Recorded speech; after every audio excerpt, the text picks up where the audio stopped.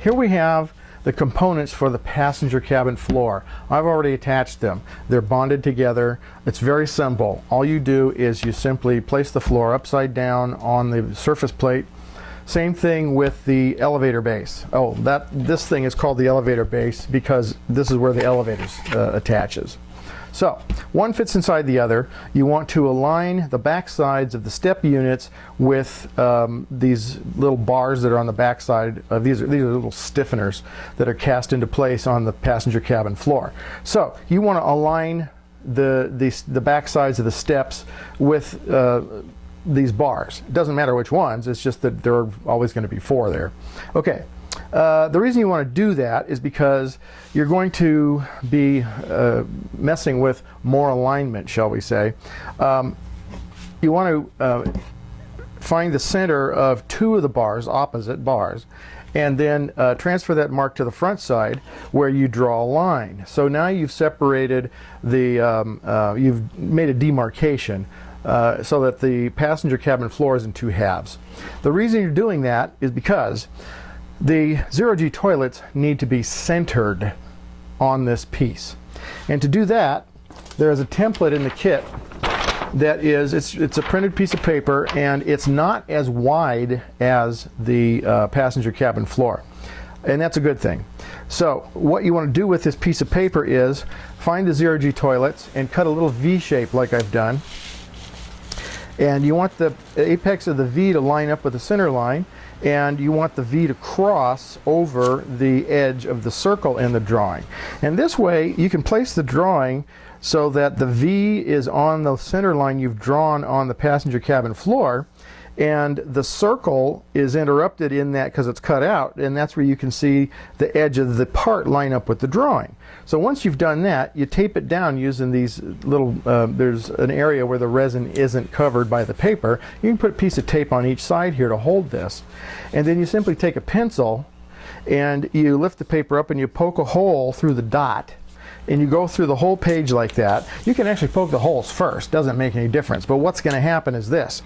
You're going to go back through the holes with the pencil and make dots in those locations on the passenger cabin floor.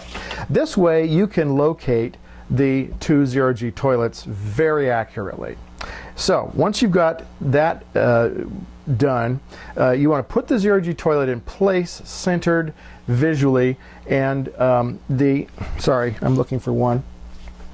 You put it on here and you get it centered, and then you make a mark on either side of the zero-G toilet so that you know how wide it is.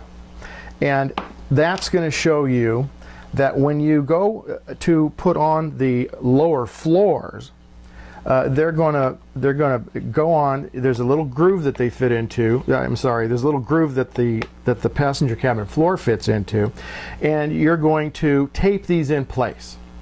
And so you want the ends to be evenly spaced from the center line, or you want to see that it's you know, either at or a little inside of the space for the zero-G toilet. So the reason for that is this piece is too long. You're going to trim it later. So I'm going to stop the tape and tape this together, and then you'll see what I'm talking about. Okay, this is it. I've got the lower walls taped into place, and the sill ring fits perfectly. There's only a couple of places where you need, or I need, to apply glue here. Now, you can use either super glue or hot glue. Hot glue is good in case something goes wrong and you really want to have an easy way of getting rid of the glue. A nice little tip here is that with hot glue, you can use the zip kicker from the super glue to just put a little bit on the glue itself, and it'll creep underneath the glue from wherever the edge of the glue is, and after a minute or so you can just peel the glue up. Hot glue comes right off when you have something like that, like zip kicker. There's other stuff like acetone can do it, and some other things. Whatever can crawl underneath something. Okay, so gluing the sill ring in place. Once you've got the zero-G toilets placed and everything squared up on here, that's what you want to do. Because what happens is The zero-G toilets are at north and south in the ship, and the way the elevator needs to face is to the west. So the west is where the 1-1 joint is, which is where the joint is for aligning the window ring with the upper hull. So everything is related. Anyway, this thing is now finished as far as that is concerned. You need to drill the holes in here for the seats and stuff. So I'm going to set this aside and bring out another version of it. This one I've taken from a model in progress, and I just wanted to show you how the zero-G toilet is notched, or the sill ring is notched around the zero-G toilet. And I can pull that out and turn this around so you can see it even better.